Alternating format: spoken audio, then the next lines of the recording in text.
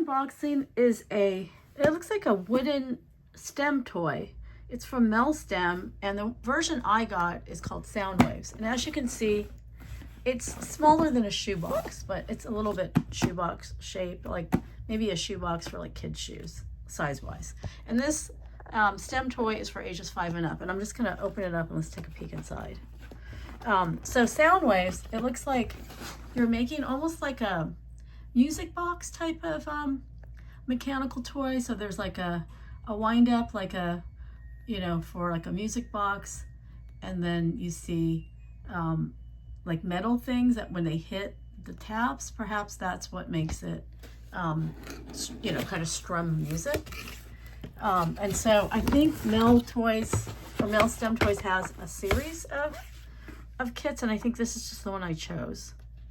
Okay, so first of all, it's a beautiful little pamphlet for instructions. So it's not just, kind of a dry, like IKEA, like instruction box, but look, it has a story built inside, and it's the state of the story in a graphic novel format, which is fun.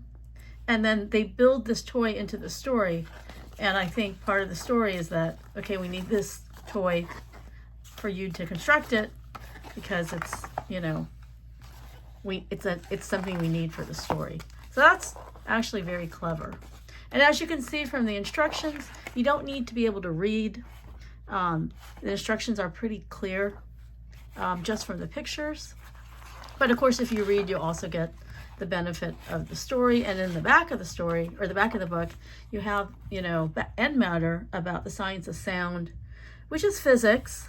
How awesome is that?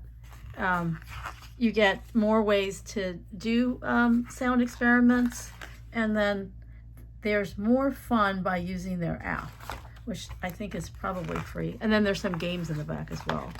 So honestly, the pamphlet alone is kind of nice. It's a nice, and then here's the toy itself with the pieces. Very attractive. It looks pretty clear. There's a packet of red and there's a packet of blue stuff. I'm not sure what is what. Like, this is the plate where you make it. So they each have a bunch of pieces. I think in the instructions it will say. But I would imagine these pieces look like to make the music part, and this part looks like the toy for the windy, for all the pieces for the windy wheel that makes the whole thing go. But anyway, it's an attractive kit. And, it's so important to get kids interested in STEM. I think there's a study that shows if kids don't find their way into STEM by, I swear to God, it's like age 10. It's by 4th or 5th grade, especially for girls. If they don't get interested in STEM by 4th or 5th grade, they just decide STEM's not for me, and they never gravitate to STEM the rest of their lives. So I think these kinds of toys that show STEM, but like in a very non-intimidating way. In fact, it's a toy and it makes it super fun. And then it just connects like what you just did with, sort of easy to understand physics ideas. And then like when they get older and they actually take physics, because at our school, physics is a required class for all freshmen in high school. And then you start to get STEM in sort of a numeric way.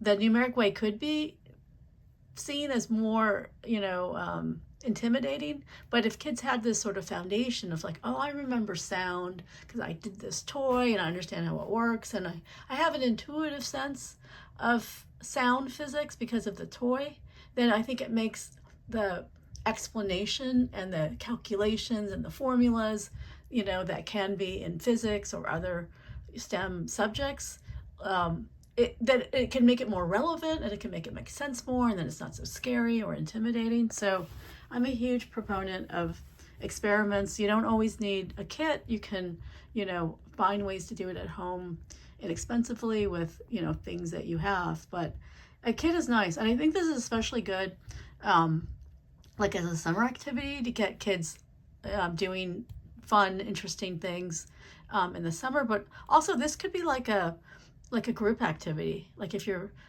one of your children has like a play group that they always play with. Because I think this is something you can do together as a group, or you can take turns doing it.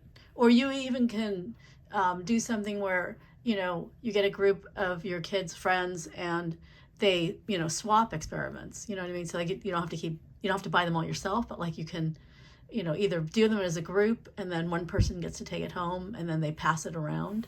So everyone can kind of do it on their own once they know how to do it. But I mean, just different ways to make the toys more affordable. So I want to thank Mel STEM for sending me this toy, and thank you for watching.